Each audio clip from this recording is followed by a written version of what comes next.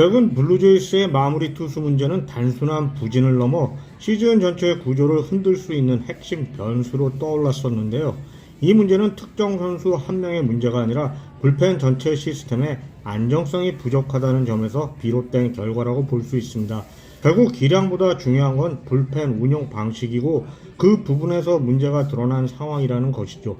불펜이 일정하게 유지되지 않으면 감독의 선택은 매 경기 달라질 수밖에 없고 그로 인해 선수들의 부담도 커지고 결국 후반 운영이 불안정해지고 이는 곧 경기 결과로 이어지게 되는 것이고요. 이 혼란 속에서 점점 더 중심으로 떠오르고 있는 이름이 루이 발랜드인데요.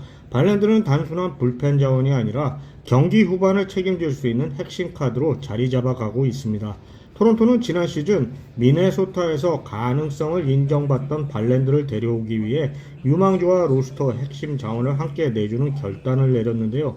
발랜드는 이번 시즌 구단의 기대에 부응하듯 단순한 성적 상승이 아니라 투구 완성도 자체가 확실히 올라간 모습을 보여주고 있습니다. 이를 증명하듯 지난 토요일 경기에서는 위기 상황 속에서 30구 이상을 던지는 부담을 이겨내며 세이브를 기록한 것입니다. 더 중요한 장면은 그 다음날에 일어났는데요.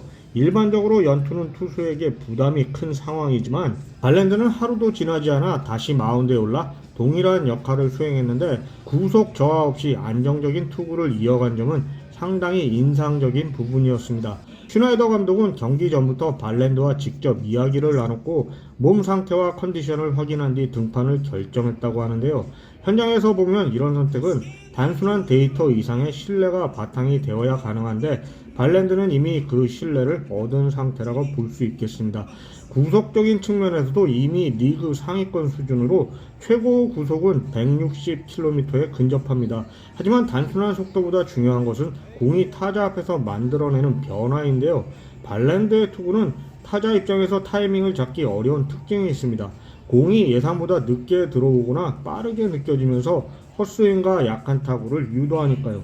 여기에 변화구가 더해지면서 완성도가 크게 상승했고요.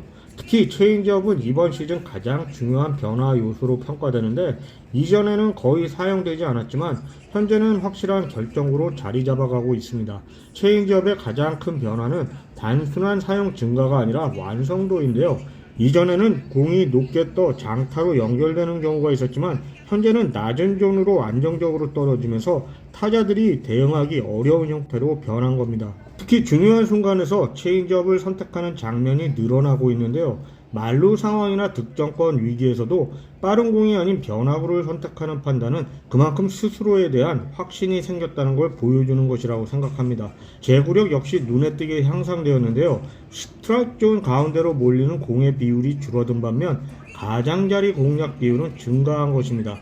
이 변화는 단순한 안정성이 아니라 전략적인 투구 방식 변화로 해석되는데요. 타자 입장에서는 이러한 변화가 상당히 부담스러울 것입니다. 가운데 공은 공격적으로 대응할 수 있지만 가장자리 공이 반복되면 타이밍을 잡기 어려워지고 결국 판단이 늦어지니까요. 실제 데이터에서도 변화는 명확하게 나타납니다.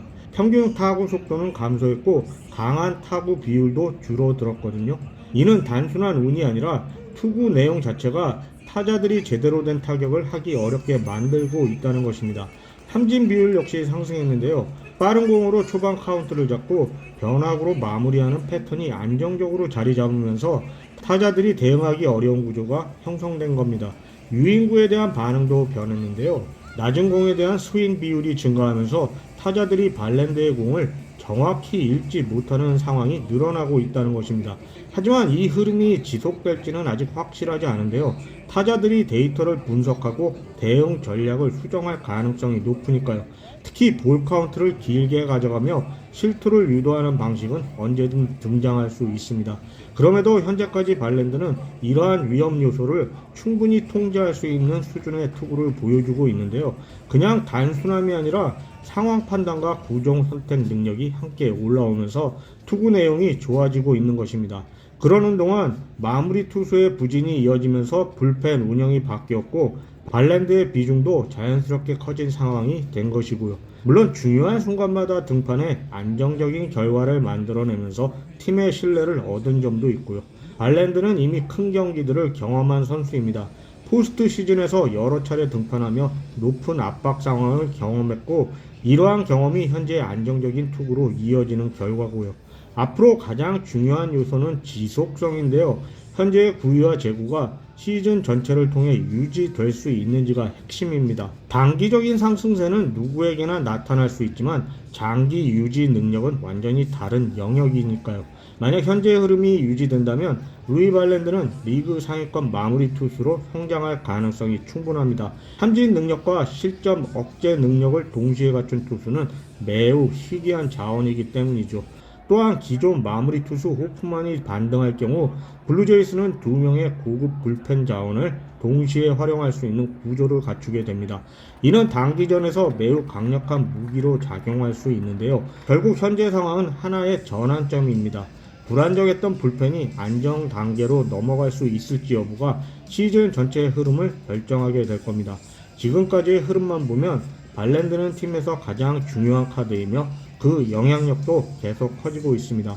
이 변화가 시즌 끝까지 이어질지는 아직 알 수 없지만 현재의 기준에서 발랜드는 블루제이스 불펜의 중심축으로 확실히 자리 잡은 모습입니다.